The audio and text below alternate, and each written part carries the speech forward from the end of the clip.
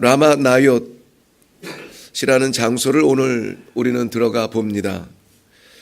다윗이 골리앗을 쓰러뜨리고 그것을 바라다본 블레셋의 군사들은 놀라서 도망가고, 이스라엘 사람들은 이것 봐라, 블레셋 군대가 도망간다, 쫓아가며 블레셋 군대를 칩니다. 그리고 돌아오니 사울도 역시 깜짝 놀라 이 소년 다윗을 눈여겨봅니다. 아니, 저 아이가 누구야? 누군지 좀 알아봐라. 네, 이새의 아들 다윗이라고 합니다. 그래, 다윗이 그 이후로 사울이 보내는 곳마다 나아가서 승리하여 사울이 믿고 군대의 장으로 삼을 만큼 사울의 곁으로 다가갑니다. 그런데 문제가 생깁니다. 그렇게 승승장구하며 승리를 거두며 나라에 유익을 줄 때에 좀 좋은 일이 열리면은 좋겠는데, 싸움을 마치고 돌아오는 그 행렬을 향하여서 백성들이 환호를 하며 박수를 치며 찬송, 칭송을 합니다. 사울이 죽인 자는 천천히요, 다윗이 죽인 자는 만만이로다. 사울은 천천히요, 다윗은 만만이라. 이 소리를 들은 왕으로서는 기분이 언짢아집니다. 아니, 마음에 분노하여 이 다윗을 결국은, 야, 이 녀석 이러다가는 내 자리까지 넘보겠는데, 있어서는 안 되겠는데, 이 다윗을 처치하기로 작정을 합니다. 그의 시기는 분노를 일으키고, 그 분노는 이 충신 다윗을 죽이기로 작정하는 데까지 나아갑니다. 그래서 그 다윗이 충성을 위하여서 자기의 곁에 있을 때 창을 던져 이 부하 다윗을 죽이려고 시도합니다. 다윗이 피해서 살아납니다. 또 시도합니다. 사울이 자기 딸 미갈을 다윗의 아내로 주겠다고 약속을 하고, 야, 내 그래도 왕의 딸인데 그냥 아무한테나 줄 수 있냐? 너의 용맹을 보여라. 블레셋 사람의 표피를 100개를 베어와 너의 강함을 보여라. 그리하면 누구라도 너에게 시집가고 싶지 않겠느냐? 다윗은 이 위험을 무릅쓰고, 물론 이 사울의 생각에는 그렇게 100명을 한 사람이 어떻게 감당해, 들어갔다가는 죽을 게 뻔해 하고 사지로 몰아넣은 거겠죠. 그런데 다윗은 거기에 이렇게 응답을 가져옵니다. 200개의 블레셋 사람의 포피를 베어옵니다. 3차로 또 시도합니다. 전쟁만 나가면은 이기는 이 다윗을 죽일 수가 없어요. 그래서 자기의 곁에 평안하게 누리는 척하면서 다윗이 수금을 탈 때에 창을 던져 다윗을 죽이려 합니다. 다윗은 피하는데 그 창을 얼마나 세게 던졌는지 창이 벽에 꽂혔다라고 말합니다. 4차로 시도합니다. 궁에서도 안 되고 전쟁터에서도 안 되니까 이제는 다윗이 그나마 숨쉬고 쉴 수 있는 그 집에 자객을 보냅니다. 한밤중에 자객을 보내요. 다윗을 죽이려고 합니다.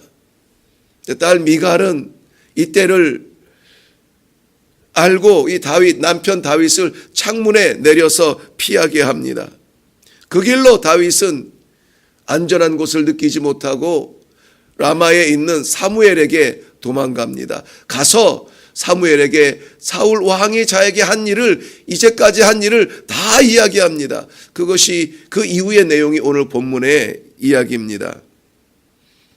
라마에 다다라서 사무엘에게 이른 다윗은 그의 형편을 다 고하게 되는데요. 오늘 저희들이 살펴볼 곳이 이 사무엘이 머물고 있는 라마, 특별히 나옅이라고 하는 곳입니다. 라마는 사무엘의 고향이고 그 사무엘의 고향에 지은 선지 동산이 나옅이라고 하는 곳입니다. 그래서 우리는 흔히 라마 나옅이라고 기억을 합니다. 그곳에는 사무엘과 하나님을 경외하는 선지자들이 훈련하며 기도하는 곳입니다. 오늘 본문 말씀에 보면은 라마 나옅에 많은 사람들이 다녀갑니다. 사무엘도 있었고요. 사무엘을 찾아온 다윗도 있고요. 선지 생도들도 거기에서 하나님을 경외하며 있고요. 그 자리에 사울이 보낸 자객들이 찾아옵니다. 1차로 보냅니다. 2차로 보냅니다. 3차로 보냅니다. 마지막에는 그 자객들이 이를 뜻을 이루지 못하자 사울 자신이 이 라마 나옅까지 들어오게 됩니다. 많은 다양한 사람들이 라마 나옅에 들어옵니다. 그런데 그 다양한 사람들이 한 가지로 변해요. 한 가지로 변해요. 무엇이냐면 다 하나님의 영이 임하게 됩니다. 오늘 20절 말씀에 가서 보면 20절 말씀 보면 사울이 다윗을 잡으러 전령들을 보냈더니 그들이 선지자 무리가 예언하는 것과 사무엘이 그들의 수령으로 선 것을 볼 때에 하나님의 영이 사울의 전령들에게 임함에 그들도 예언을 한지라. 1차 온 사람들입니다. 21절에 가보면은 어떤 사람이 그것을 사울에게 알림해 사울이 다른 전령들을 보냈더니 그들도 예언을 했으므로 사울이 세 번째 다시 전령을 보냈더니 그들도 예언을 한지라. 23절 넘어가 보면은 사울 자신도 그렇게 하는데요. 23절 사울이 라마 나옅으로 가니라 하나님의 영이 그에게 임하심으로 그가 라마 나옅에 이르기까지 걸어가며 예언을 하였으며. 이 다양한 사람들이 다양한 목적으로 라마 나옅으로 올라오지만 그곳에서 하나님의 영이 임함으로 저들이 다 예언하는 사람들이 됩니다. 물론 예언에는 이러한 예언일 것이다, 하나님의 말씀을 대언하는 예언일 것이다, 아니면은 자기의 목적을 잃은 바 이 혼수 상태로 빠진 것이다, 다양한 해석이 있지만은 분명한 것은 하나님이 영한 이후에, 하나님이 영이 임한 이후에 그러한 변화가 일어난다라고 하는 것입니다. 라마 나옅은 지역적으로 사무엘의 거처가 되지만 그러나 하나님의 영이 충만한 곳이었습니다. 하나님의 영이 충만한 곳에 다윗이 들어갔을 때에 아무 곳에서도 느낄 수 없었던 평안함을 누렸어요. 거기는 피난처였습니다. 거기는 유일한 다윗의 안식처였습니다. 목숨을 다하고 충성을 다한 군주 곁에서도 누리지 못했던, 그 많은 일을 떠나서 집에서도 느끼지 못했던, 어디에서도 다윗이 가는 곳은 평안이 없었습니다. 쉴 수가 없었어요. 그러다 찾아온 라마 나옅은 달랐습니다. 그곳은 피난처였고 휴식처였습니다. 하나님의 영이 충만한 라마 나옅에서는 다윗이 쉴 수가 있었습니다.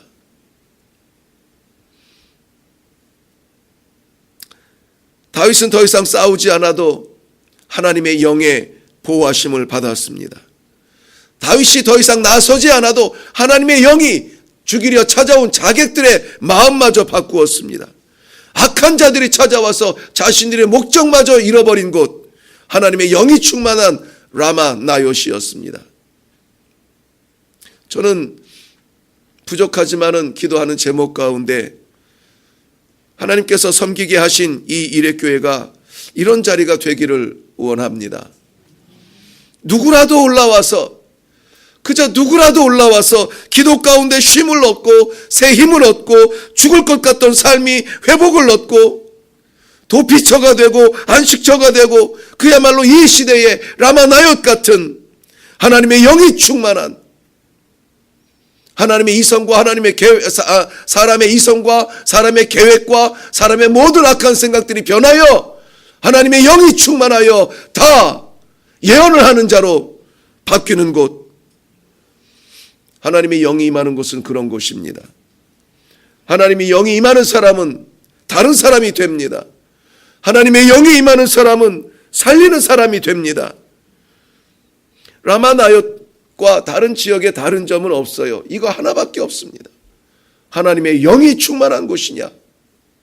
오늘 이 다윗을 죽이려고 달려온 사울도 하나님의 영이 임하니까, 하나님의 영이 임하니까 걸으면서 예언을 하고 옷을 벗고 종일 누워있고, 옷을 벗었다는 말은 자기의 수치를 드러냈다는 거예요. 부끄러움을 안다는 겁니다. 보면은 9절 말씀 한번 가볼게요. 다른 점입니다. 9절 말씀 보면 사울이 손에 단창을 가지고 그의 집에 앉았을 때에 여호와께서 부리시는 악령이 사울에게 접하였으므로 다윗이 손으로 수금 탈 때에 사울이 단창으로 다윗을 벽에 박으려고 하였다. 악한 영이 임하였을 때에 사울은 다윗을 죽이려는 사람이었습니다. 그러나 하나님의 영이 임하였을 때 그들은 다 살리는 사람들이 되었어요. 사람은 같은 사람이에요. 그런데 악령에 잡혀 있느냐, 성령에 잡혀 있느냐.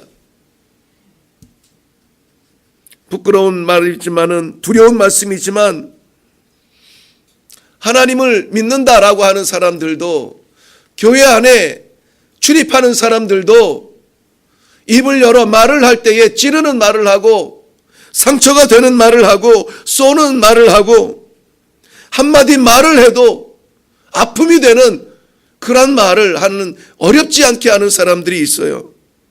그러나 같은 예배당에서 예배를 드리는 사람도 입을 열면 찬양을 하고, 입을 열면 기도를 하고, 입을 열면 간증을 하고, 위로를 하고, 살리는 말을 하고, 격려하는 사람이 있어요.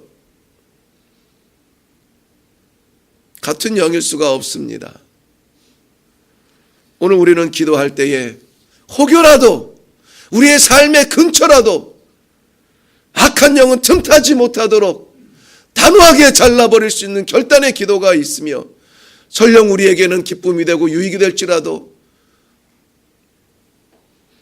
하나님의 기쁨을 막 방해하고 성령을 방해하는 악한 영에 대해서는 단호하게 우리가 마음을 닫을 수 있도록, 아니 하나님께서 지켜달라고 우리는 기도해야 될 줄로 압니다.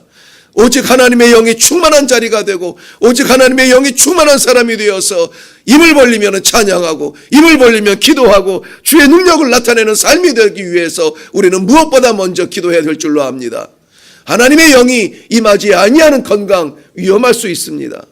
하나님의 영이 충만하지 아니한 재물 위험할 수 있습니다. 시험이 될 수 있어요.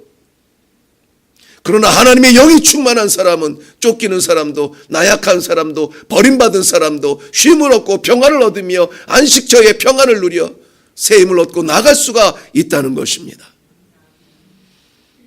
오늘 우리 기도할 때 기도마다 응답되도록, 전도마다 열매 맺도록 기도할 수 있기를 바랍니다.